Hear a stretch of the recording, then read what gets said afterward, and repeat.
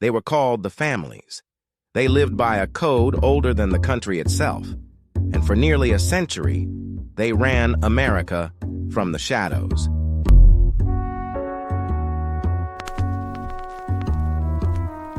Every week, we open the files on the men who built the underworld, the bosses, the wars, the rituals, the betrayals, the blood oaths that bound them, and the secrets they swore to take to the grave. Subscribe. Some stories were never meant to be told. The Rise and Fall of the Whyos, a tale of crime in 1880s New York City. Step right into the blood-soaked gutters and suffocating tenements of 1880s New York City, a place where the American dream was often bought, sold, and stolen at the edge of a blade. If you think the success of early mob bosses like John Morrissey paved a golden road for all Irish American gangsters, you are dead wrong. The squalid slum conditions that birthed ferocious street gangs like the Dead Rabbits and the Plug Uglies hadn't changed a bit by the late 19th century. This was a brutal, dog-eat-dog universe famously chronicled by photojournalist Jacob A. Riis, who revealed that the Lower East Side alone was packed with nearly 33,000 densely crowded tenement houses. For the children of these slums, life was lived entirely on the streets, ruled by a vicious pack mentality where defying law and order wasn't just a pastime, it was a career goal. These young hoodlums shared a common, twisted ambition, to get pinched by the cops so they could return to the neighborhood and pose as conquering heroes. As Riis observed, the street gang was the ripe, rotting fruit of tenement house growth, nursed in the rank soil of the slums by American-born sons of immigrants who harbored an instinctive hostility toward any form of restraint. Out of this festering underworld emerged the most notorious and feared syndicate of the era, the Whyos. Unlike the earlier Irish gangs that operated as localized protection societies rooted in old country traditions, the Whyos were cold, hard capitalists whose sole reason for existing was profit and plunder. This wasn't a disorganized mob of street brawlers, they held their meetings in designated clubrooms often located in tenements, under piers, or in dumps, where they caroused, planned their illicit raids, and met with fences to unload their stolen loot. Led by the infamous two Dannys Lyons and Danny Driscoll, the Whyos presided over a sprawling criminal domain in Lower Manhattan. Their ranks were filled with colorfully named thugs like Red Rocks Farrell, Googie Corcoran, Bull Hurley, Hoggy Walsh, and Slops Connolly. This gang was so meticulously organized that one member, Piker Ryan, was actually arrested carrying a literal gangster price list in his pocket, a terrifying menu of violence that was subsequently published in the Police Gazette. Make no mistake, the Whyos were the trailblazers of a brand new breed of street-level capitalism known as racketeering. The term racket originally referred to a party or dance held by criminals to raise funds, but the Whyos evolved the concept to mean the use of physical intimidation and political pressure to squeeze protection money out of local merchants and saloon keepers. They were essentially mimicking the ruthless business tactics of America's elite corporate robber barons, men like J.P. Morgan, Astor, Carnegie, and Rockefeller, who built monopolies using market speculation and brutal union busting. The gangsters of the Whyos were nothing more than the gutter-snipe version of the money trust, firmly believing that a man had to fight by hook or by crook to secure his piece of the pie. This audacious behavior elevated Irish gangs to a mythical status in the press, with daily columns breathlessly reporting on the exploits of the Whyos, the Daybreak Boys, the Hudson Dusters, and the Gas House Gang. But fame in the underworld is a double-edged sword, and the intense media spotlight ultimately brought the Whyos crashing down in a spectacular saga of romance, betrayal, and murder. Enter Danny Lyons, a devilishly handsome pimp and whoremaster who proudly strolled the Sixth Ward with a waxed mustache and his stable of prostitutes, which included women with names like Lizzie the Dove, Gentle Maggie, and Bundy Kate. In early 1887, Lyons used his Svengali-like charms to seduce a virginal, alabaster-skinned redhead named Pretty Kitty McGowan away from her boyfriend, Joseph Quinn. Enraged by the theft of his woman, Quinn publicly branded Lyons a coward and a corrupter of women, vowing to make him pay. The fatal showdown occurred on July 5 in Paradise Square. When Quinn attacked, Lyons drew his revolver and shot his rival dead right in the middle of the street. Lyons immediately went on the lam, abandoning his illicit empire. Without their pimp master to keep order, Lyons' stable of girls violently turned on each other. The tension exploded in a Bowery saloon when Gentle Maggie and Lizzie the Dove got into a vicious shouting match. When Lizzie hurled a vile insult at her rival, Gentle Maggie retaliated by plunging a cheese knife directly into Lizzie's throat. As Lizzie bled to death, she choked out her chilling final words, promising to meet Gentle Maggie in hell and scratch her eyes out. Meanwhile, Danny Lyons was eventually captured, put on trial, and, despite evidence that he had shot Quinn in self-defense, was found guilty of murder and sentenced to the gallows simply because he was the notorious leader of the Whyos. In a bizarre twist of fate, Lyons' co-leader, Danny Driscoll, found himself caught in an eerily similar nightmare involving a woman and a smoking gun. Driscoll, considered a gentle soul despite his extensive criminal record, was approached in a saloon by Beezy Garrity, a young prostitute who worked at a cheap panel house on Hester Street. Panel houses were notorious brothels featuring rooms with sliding walls, allowing sneak thieves to silently rifle through a distracted John's pockets. Beezy complained that the panel house operator, John McCarthy, had stolen her earnings and kicked her out onto the street. Enraged, Driscoll marched Beezy back to the brothel at 3:30 in the morning to confront McCarthy.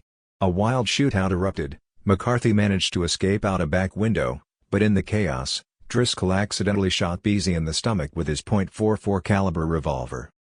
As Beezy lingered on her deathbed in the hospital, she desperately tried to protect Driscoll by swearing that McCarthy had pulled the trigger. However, her own mother, Margaret Sullivan, who despised the Whyos for luring her daughter into prostitution, shattered that alibi. Dressed in black, Sullivan took the witness stand and recounted her daughter's dying confession, testifying that Beezy had explicitly admitted, "'Twas Danny Driscoll done the deed." That devastating testimony sealed Driscoll's fate. Even though the shooting was a tragic accident amounting to manslaughter, Driscoll was convicted of murder and sentenced to hang. The violent reign of the Whyos leadership ended at the end of a rope. Danny Driscoll was executed, and just 8 months later, his partner Danny Lyons was marched down the exact same hallway to the exact same gallows. As the trapdoor dropped and Lyons kicked his last breath away, the brutal justice of the era was perfectly captured by a reporter for the Brooklyn Eagle, who chillingly observed, "So far as a hanging can be good, it was a good hanging." The rise of Big Tim Sullivan. Step right into the blood-stained shadows of 1880s New York, folks, where the gallows trapdoors had barely swung shut on the infamous leaders of the Whyos gang before another mastermind was stepping up to claim the underworld throne. You might think the execution of notorious gangsters like Danny Lyons and Danny Driscoll would cripple the city's rampant crime wave, but the terrifying truth is that the sensational headlines only elevated the gang from the grubby ink of the police blotter to pure mythical status. For a cunning breed of men operating in the shadows of the political machine, the notorious reputation of these violent street gangs was an absolute godsend. In this dark, treacherous era of the city, an ambitious ward boss or Tammany Hall assemblyman rose or fell based entirely on his ability to deliver on election day. Delivering meant bodies, and bodies translated into votes, the primary particle of survival in a ruthless, unforgiving metropolis. Votes fed the hungry, handed power to the weak, and unlocked the door to a massive treasure trove of patronage jobs that the Irish desperately needed to claw their way up and out of the slums. And let me tell you, nobody enforced the will of the political bosses and delivered those crucial votes better than a street gang. John Old Smoke Morrissey had already drawn the bloody blueprint for this criminal political alliance, showing how a boss could organize and bleed the brothels, gambling dens, and vice syndicates. But the man who would perfect this sinister system with the Whyos, benefiting immensely from their terrifying reputation for mayhem, was a rising young Tammany stalwart named Timothy Daniel Sullivan. Known far and wide in the underworld as Big Tim, Sullivan operated a saloon on Christie Street that served as the most famous of the Whyos' impromptu club rooms. It was right there, amidst the clinking glasses and whispered conspiracies, that the doomed gang leaders, the two Dannys, had appeared on a nearly daily basis before they met the hangman's noose. Sullivan and the two Dannys shared a common bond forged in the gutter. They were all born into staggering poverty in and around the bloody Sixth Ward, the children of desperate potato famine immigrants. Sullivan's beginnings were as gritty as they come. Born right in the notorious Five Points on July 23, 1863, he lived in a squalid, rundown tenement apartment at 25 Baxter Street, just south of Paradise Square, crammed in with his mother, 6 siblings, a stepfather, and 3 boarders. His parents had arrived from County Kerry among the absolute poorest of the poor. With a ne'er-do-well stepfather who contributed practically nothing to the family's survival, young Tim was forced to become the man of the house. He transformed himself into a relentless street entrepreneur, working as a newspaper delivery boy and quickly developing a vast network of contacts among the city's newsboys and periodical dealers. In a brilliant, calculated move to win absolute loyalty from the streets, the teenage Sullivan gave orphans and runaways their very first stack of papers for free. It worked like a charm, guaranteeing him employment on every new newspaper that hit the streets because of his sprawling connections. Taking his earnings home to his mother, The young hustler still managed to save enough to expand his illicit empire, eventually opening 4 saloons in and around the 6th Ward. One of these joints, strategically located across from the Tombs Police Court, became the absolute nerve center of political activity in a sprawling district that included the city's primary epicenter of vice, the Bowery. It was behind the bar that Sullivan earned his famous nickname, Dry Dollar, for his meticulous habit of lifting wet bills off the counter and carefully drying them before slipping them into the till. He was a towering, big-headed, and gregarious Irishman, sentimental and generous, establishing a fund in 1886 to deliver shoes to the ward's massive homeless population. This calculated charity paid off handsomely. The young element of the district quickly hailed him as their undisputed chief. At the tender age of 23, riding a tidal wave of neighborhood popularity, Sullivan ran for the state assembly and won by a massive landslide. On the night of his victory, a roaring crowd gathered at his Bowery campaign headquarters, chanting at the top of their lungs, "Hurrah for Big Tim! Hurrah for the big fella!" Within just a few years, this teetotaler with a spotless criminal record became the most powerful politician in Lower Manhattan. But don't let the clean rap sheet fool you, his absolute power was based heavily on his mastery of the underworld shakedown. Local merchants, pimps, gambling bosses, liquor vendors, and gangsters were practically extorted into buying tickets to Big Tim's clambakes, chowder suppers, and summer outings at College Point. He consolidated his power within Tammany Hall by perfecting the dark art of voter fraud through the use of repeaters, whom he affectionately called guys with whiskers. The big fella's system was brilliantly devious and explicitly laid out in his own speeches. He would take a man with a full beard to the polls, then march him to a barber to scrape off the chin fringe for a second vote with side lilacs and mustache. Another trip to the barber left just a mustache for a third vote, and finally, a clean shave allowed the man to cast a fourth ballot plain face. By the dawn of the gay 90s, Big Tim Sullivan had officially replaced John Morrissey in the hearts of Tammany stalwarts as the new Irish Vice Lord of New York. He was an upgraded, highly lethal version of the old boss. He didn't drink, he kept his criminal record completely clean, and he possessed absolutely no desire to be accepted or coddled by the wealthy WASP elite. Through sheer guile, calculated charity, magnetic personal charm, and the willful, deliberate manipulation of the ward's most violent elements, Sullivan built a subterranean domain of power that rendered the high society aristocrats completely irrelevant. But even as Big Tim basked in his underworld glory, a new and terrifying challenge was looming on the horizon. The Irish, who had dominated the civil service and political machines, were now facing a massive wave of new immigrants, most notably the ambitious Italians.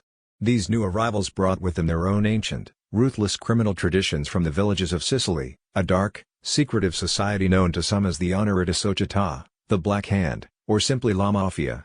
The collision of Big Tim's established Irish empire with this new, heavily armed Italian syndicate was destined to unleash a bloody, merciless war that would define the American underworld for the next century. The rise of the American underworld, John Morrissey and the 5 Points.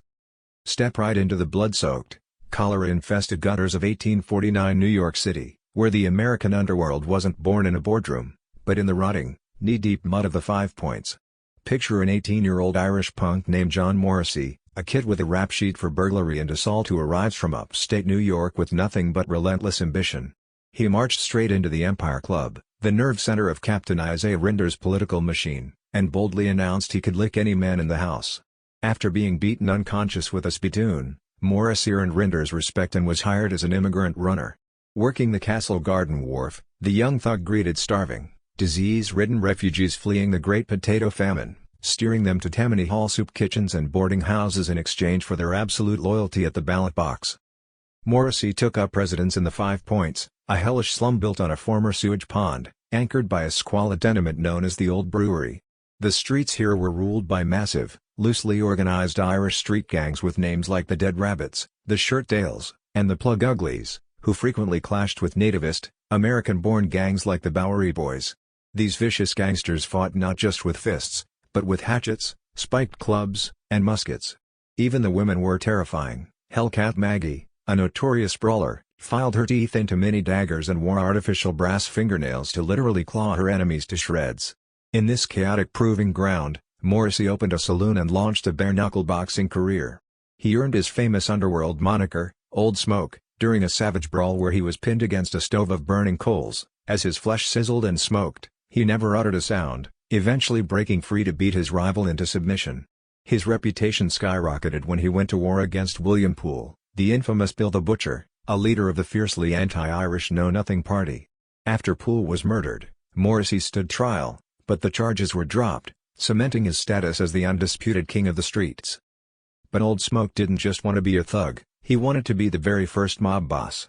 In those days, a mob boss wasn't a shadowy godfather, but a street-level political operator who gathered a crowd, a mob, and bought their votes with free drinks or sandwiches. When the Great Riot of 1857 tore the Five Points apart in a bloody, multi-day war between the Dead Rabbits and the Bowery Boys, Morrissey rose from the ashes as the city's preeminent Irish vice-lord.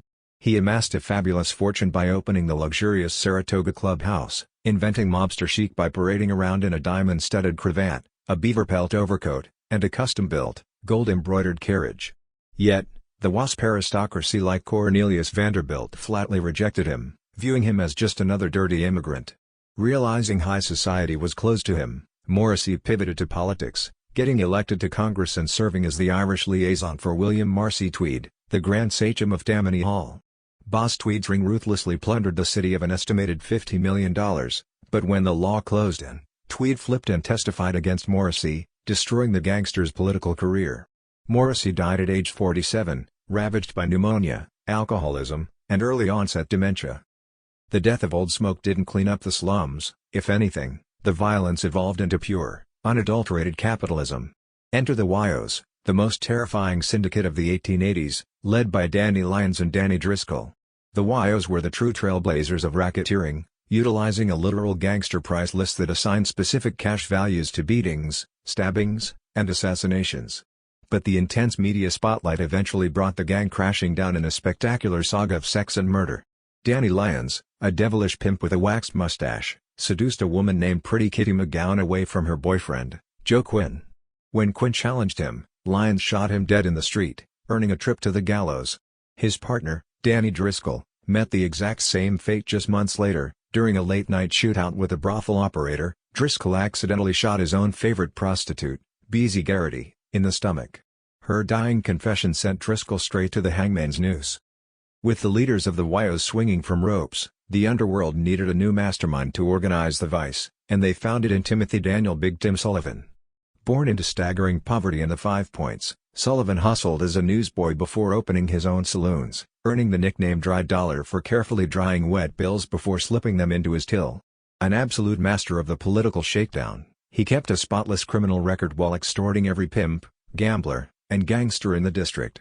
He perfected voter fraud using repeaters he called guys with whiskers, marching bearded men to the polls, shaving them down to a mustache for a second vote, and finally voting them clean-shaven for a third. By his early 20s, the neighborhood idolized him, sweeping him into the state assembly while chanting, "Hurrah for Big Tim." Sullivan successfully built a subterranean empire of power that rendered the high society aristocrats completely irrelevant, but his reign was soon destined to collide with a terrifying new threat. A massive wave of Italian immigrants was arriving in the city, bringing with them an ancient, secretive criminal tradition known as the Mafia. The collision of the established Irish political machine with these ruthless Sicilian syndicates was about to ignite a merciless underworld war that would drown the American dream in blood.